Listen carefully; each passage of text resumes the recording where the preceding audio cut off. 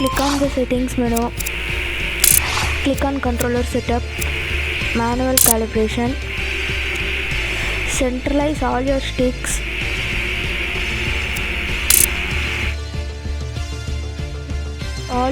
centralized until the countdown ends. Rotate all the sticks until the countdown ends.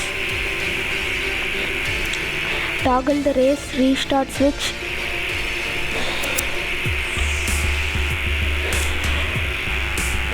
Keep the channels which you want to keep for throttle.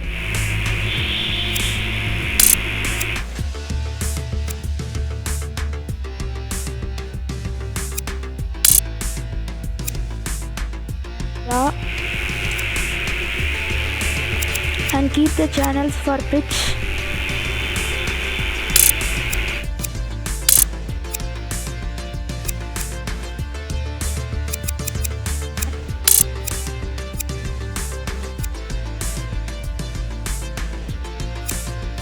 You can check the sensitivity